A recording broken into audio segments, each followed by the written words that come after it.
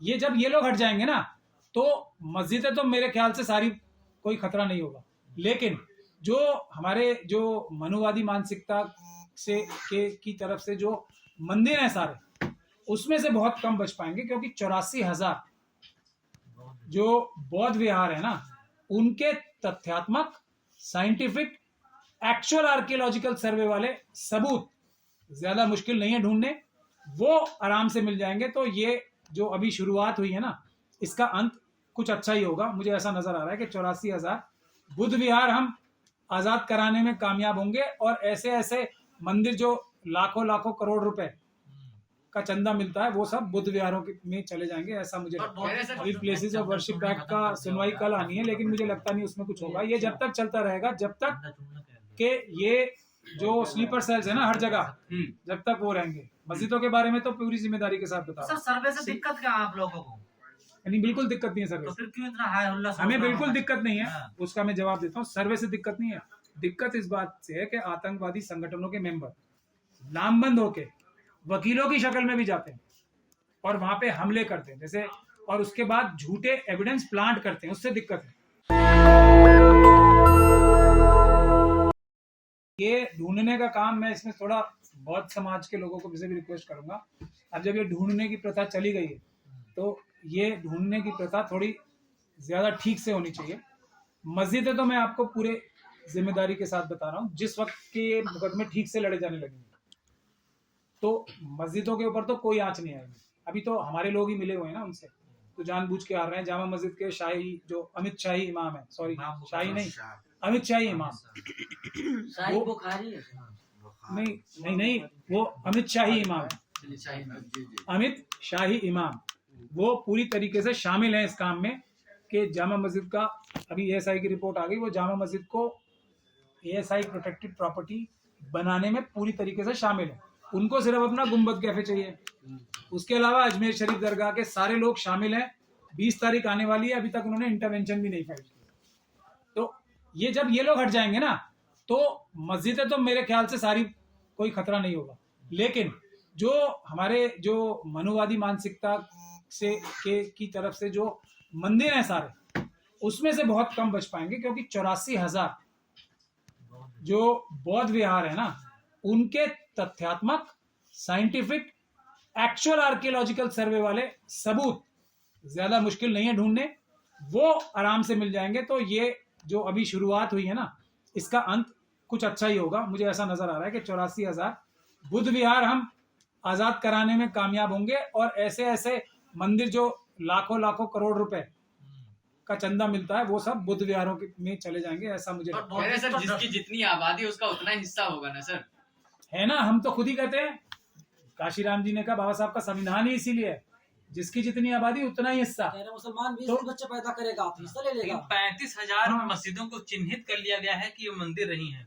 35 हैं, 30 मेरे ख्याल से 30 है, अभी 35 हो गए होंगे कल से आज तक। 33 नहीं 30 थे, अभी 1-1.5 महीना पहले मस्जिदों का नंबर है सर्वे का, बिल्कुल है। और वो सब हमारे 200 जो हमारे उलमाए सू कहते हैं हमारे, उन्हें आप पूछ लेना किससे उसका मतलब क्या होता है, मैं नहीं बताऊंगा। उलमाए सू, उनके मिली भगत से ये सारी मस्जिदों का हो रहा है। सर गंभीर आरोप लगा रहे हैं आप। नहीं आरोप नहीं है, तथ्यात्मक रूप से। सर एक सवाल, आखिर जज मेरे पर लागू है ही, मैं एक कट्टर मुसलमान, सच्चा मुसलमान बनने की चेष्टा कर रहा हूँ। कट्टर सर आखिर कट्टर और ये सच्चा। सर्वे वाला मामला सर संभल में कब तक चलता रहेगा? आखिर की इसमें प्लेसेस ऑफ वर्शिप एक्ट कब आएगा सर? अभी प्लेसेस ऑफ वर्शिप एक्ट का सुनवाई कल आनी है, लेकिन मुझे लगता नहीं उसमें कुछ होगा। ये जब तक चलता रहेगा, जब तक कि ये जो स्लीपर सेल्स है ना हर जगह, जब तक वो रहेंगे। मस्जिदों के बारे में तो पूरी जिम्मेदारी के साथ बता। सर सर्वे से दिक्कत क्या है आप लोगों को? यानी बिल्कुल दिक्कत नहीं है सर्वे तो से, फिर क्यों इतना हाय हुल्ला? हमें बिल्कुल दिक्कत नहीं है, उसका मैं जवाब देता हूँ। सर्वे से दिक्कत नहीं है, दिक्कत इस बात से है कि आतंकवादी संगठनों के मेंबर लामबंद होके वकीलों की शक्ल में भी जाते हैं और वहां पे हमले करते हैं जैसे, और उसके बाद झूठे एविडेंस प्लांट करते हैं, उससे दिक्कत है। सर्वे से कोई दिक्कत नहीं है, सर्वे से तो फायदा हो जाएगा। बल्कि जैसे हम बुद्ध विहारों में सर्वे कराएंगे, हम खुद कराएंगे बुद्ध विहारों को ढूंढने के लिए। कराएंगे सर, वो अयोध्या को लेकर याचिका डाली, 2 लाख रुपए जुर्माना लगा दिया कोर्ट ने। मैं क्या कह रहा हूँ, सही जगह आए, अगर मेरे पास आएंगे तो मैं बता सकता हूँ कि 84,000 के साथ ही थे वो भी सुमित रतन बनते जी, 1 लाख का तो उन पे भी लग गया था। अब वो मैं उसके बारे में कमेंट नहीं करना चाहता कि मेरे साथी होते तो मैं उनका वकील होता ना। सर, क्या और है, लगता फाइन तो मैं सुप्रीम कोर्ट से खत्म कराना भी जानता हूँ, अभी तो कराया है। तो ये बात है, उससे पहले मेरे ऊपर कंटेम्प्ट भी हो चुकी है।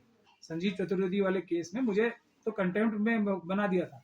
मैंने माफी नहीं मांगी और लोगों की तरह, मैं बरी हुआ हूँ उसमें भी। बहुत बड़े बड़े वकीलों ने माफी मांगी है। पर सर बोधिस तो ये संभल कह की रहे आप हैं ना, बात कर रहे हैं, कह रहे हैं कि जैसे वहां पे पहुंचे टीम सर्वे, उस पे पथराव हो गया। बिल्कुल, टीम सर्वे ने ही पथराव किया है। अच्छा, जो सर्वे करने की टीम गई थी उसके साथ जो लोग गए थे उसने पथराव किया, उसने गोली चलाई। लेकिन ये कहने की जुर्रत किसमें है? और उसके सबूत हैं, कहने की जुर्रत किसमें है? जैसे ही वो सही वकील उन्हें मिल जाएगा, मैं गारंटी के साथ कह रहा कैसे हूं, सर, पासा कैसे पलट आप जाए। ऑन कैमरा कैसे बोल रहे सबूत थे, तो फिर कार्रवाई क्यों नहीं हो रही अगर तो सबूत है तो? ऑफ कैमरा थोड़ी, ऑन तो आप नहीं कर रहा था, कहना ऑन कैमरा। तो फिर कार्रवाई क्यों नहीं हो रही वकील भी अगर तो कह रहे हैं कि सबूत आपके सबूत पास? हमारे पास भी है, हम हवा में तीर थोड़ी चला रहे हैं। बाबरनामा में इनके सारे सबूत हैं। मथुरा में कहाँ गए इनके तीर? ये जो एक है ना टीम, जो काशी में और यहाँ संभल में भी है, एक टीम है ये। ऐसी हाँ वही, हाँ उन्होंने एक जैन साहब ने कोई बता रहा था मुझे कि राजस्थान में केस डाला हुआ है एक मंदिर में। बाप बेटा ये काम करते हैं। ये भी काम करते हैं। वो ये भी करते हैं कि जैन जो उनके स्थल हैं, पूजा के स्थल, वो जहाँ मंदिर बन गए हैं जबरदस्ती से, उनको खाली कराने का भी काम करते हैं। वो उनका पेशा है। मतलब वकीलों तो कोई किसी तरह का भी केस ले सकते हैं ना, इधर से भी उधर से भी। अच्छा नहीं, मैं इनके सवाल का जवाब दे दूं। क्या था? सबूत है सबूत आपके है, पास, हाँ, तो फिर कार्रवाई क्यों नहीं हो रही है? मैं क्या बोला? अच्छा वकील और क्या बोला? स्लीपर सेल मिले हुए हैं। वहां के जो रामपुर के एमपी हैं वो अंजनी कुमार के साथ, सपा के, आप भी देख लीजिए, यादव साहब जिसकी पार्टी के एक सपा के रामपुर के एमएलए हैं, एमपी हैं, वो अंजनी कुमार साहब के साथ मिलकर प्लानिंग कर रहे हैं ये संभल में कैसे ये मस्जिद को खत्म किया जाए। ये मेरा इल्जाम है।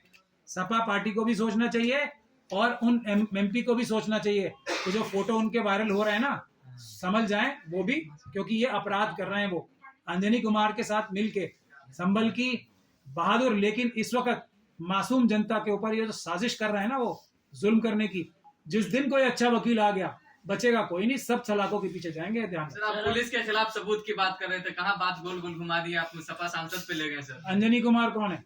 हाँ, अंजनी कुमार सांसद के बॉस हैं या फोटो तो सांसद? किसी के साथ भी हो सकती है ना सर, किसी के हाँ। साथ किसी की भी तस्वीर हो चोर सकती की है। चोर के साथ ही फोटो होती है, बिल्कुल होती है।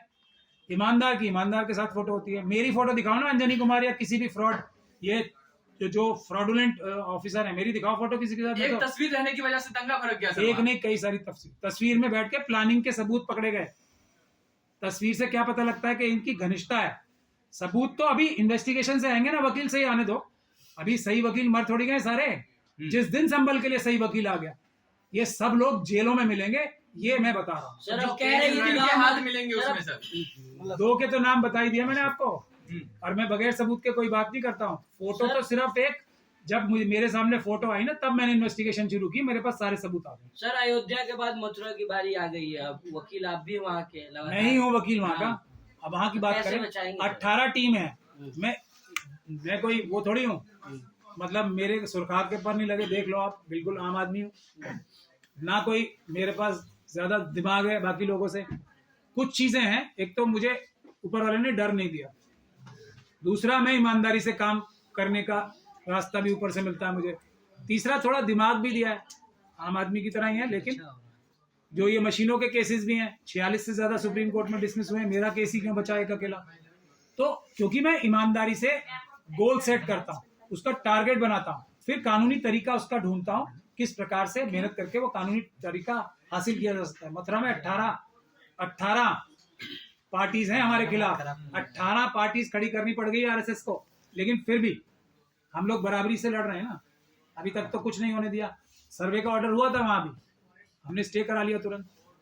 मैं इसीलिए कह रहा हूँ, जिस दिन ईमानदार वकील मिल गए, बेईमान जो बड़े बड़े ओहदों पे बैठे लोग हैं ना, वो जेलों में मिलेंगे, कहीं और नहीं सर, मिलेंगे। कितना केस लड़ते रहिएगा? मथुरा, ज्ञान वापी, अजमेर, संभल, कहाँ केस लड़ते रहिएगा? शाहजहांपुर। सिर्फ एक जगह, अगर बाबरी मस्जिद में ये सब बेईमान, बाबरी मस्जिद एक्शन कमेटी वाले और दूसरे, अगर एक केस में सजा दिलवा देते, मैं यही कह रहा हूँ ना, ये सिर्फ रोते रहेंगे, चिल्लाते रहेंगे, पैसे इकट्ठे करते रहेंगे, ये मस्जिद टूट गई, पैसे दे दो, चंदा दे दो।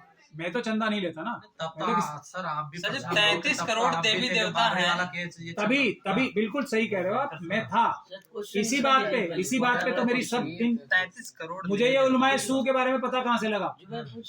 बाबरी मस्जिद का पहला केस था, उसके बाद जब उन्होंने ये कहा हम मनु महाराज के चरणों में सर झुकाते हैं, उसके बाद से ही तो मैंने डायरेक्टली बोलना शुरू किया है।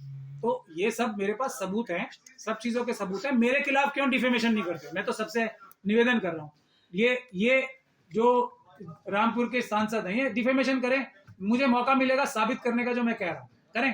सर, जब 33 करोड़ देवी देवताएं हैं, अभी मस्जिदों का ढूंढा जा रहा है, कहीं मुसलमानों को घरों में ढूंढ करके इसको ना पूरा करने लगे। बिल्कुल यही होगा। आप लोगों को हिस्ट्री नहीं पता, sir Jaunpur schedule caste schedule tribe community की हिस्ट्री नहीं पता। उनको घर रहने दिए जाते थे। एनआरसी किस लिए आ रहा था? लोगों के घर छीन लेंगे, लोगों को सड़क पे चलने का उनकी फ्रीडम छीन लेंगे, झाड़ू लगा के चलनी पड़ेगी सबको। ये जितने अभी ये उलमाए सू के चक्कर में घूम रहे हैं ना जितने मुसलमान, सबके पीछे झाड़ू बंधेगी और आगे पीकदान लगेगा। ये मैं गारंटी के साथ बता रहा सर, ये हूँ, जाग जाओ। जौनपुर में जो नाम बदल रहे हैं मुसलमान, इसके पीछे क्या है सर? ये अपने नाम के पीछे दुबे पांडे ये लगा, ये क्या है सर? देखिए ये भी बड़ा इंटरेस्टिंग विषय है, इसीलिए तो कह रहा हूँ सबके पीछे झाड़ू बंधेगी और मुंह के आगे पीकदान लगेगा। मुसलमानों के भी? मुसलमानों के ही बता रहा हूँ, बाकी हमारे भाइयों ने तो जुल्म ये सह लिया। अब मैं उन्हीं की बात कर रहा हूँ, अब तो मैं उन्हीं की बात कर रहा हूँ कि हिस्ट्री से देखो क्या क्या करने के लिए काबिल है, ये किस तरह के लोग हैं। याद करो टीपू सुल्तान ने कौन सा टैक्स खत्म कराया था जो आज तक टीपू सुल्तान के दुश्मन है। ये मैं मुसलमानों को बोल रहा हूँ सीधे सीधे। टीपू सुल्तान से सबसे बड़ी दुश्मनी क्या है कि उसने स्तन टैक्स जो है ना उसको एबॉलिश किया था और ये कहा था किसी स्त्री के जो स्तन है उसको खोल के चलने की कोई आवश्यकता नहीं। तो ये मुसलमानों को बता रहा हूं मैं, सुन लो, ये जो हिजाब छीने जा रहे हैं ना, अभी भी सुधर जाओ, अभी भी उन उलेमा सू जितने भी है ना उनसे सुधर जाओ, उनसे दूर हो जाओ। मैं और कुछ नहीं कह रहा हूं, सिर्फ दूर हो जाओ उनसे। तुम अपनी लड़ाई खुद लड़ लोगे, वो अच्छी लड़ लोगे। इनसे दूर हो जाओ, बस इनके गंदे घिनौने कारनामों से दूर हो जाओ और इनसे सवाल करना शुरू करो। सवाल नहीं करोगे 33 करोड़ नहीं, एक एक घर जाएगा, मैं बता रहा हूँ। सर लेकिन आप तो लगातार बहुजनों की बात करते हैं, पिछड़ों की बात करते हैं, तो जो बांधा जाएगा सर झाड़ू, तो बस मुसलमानों को क्यों बांधा जाएगा? इस बार पहले माना जाएगा, उसके बाद फिर वापस हिस्ट्री रिपीट करेगी। अगर हम सब लोग एक नहीं हुए, लेकिन अब सबसे पहले नंबर आएगा। सबसे पहले नंबर किसका आ रहा है? दिखाने के लिए नंबर किसका आ रहा है? आज भी शेड्यूल कास्ट शेड्यूल ट्राइब के साथ हमसे ज्यादा जुल्म हो रहा है, मुसलमानों के से ज्यादा जुल्म उनके ऊपर हो रहा है, लेकिन दिखाते किसका है? तो दिखाना पड़ेगा ना कि ये देखो ये झाड़ू किसके बांध रखी है। ये मैं वार्निंग दे रहा हूँ बार बार। मुझे किसी को बुरा बोलने का कोई शौक नहीं है, ना मेरा उनसे कोई कंपटीशन चल रहा है। नेशनल दस्तक की आपसे गुजारिश है कि अगर इसको बचाना चाहते हैं तो नेशनल दस्तक को सब्सक्राइब करने के लिए रेड कलर के सब्सक्राइब बटन को दबाएं, फिर बेल आइकन की घंटी दबाएं। नेशनल दस्तक को बचाने के लिए बहुत जरूरी है कि हर खबर को शेयर करें, लाइक करें, कमेंट जरूर करें।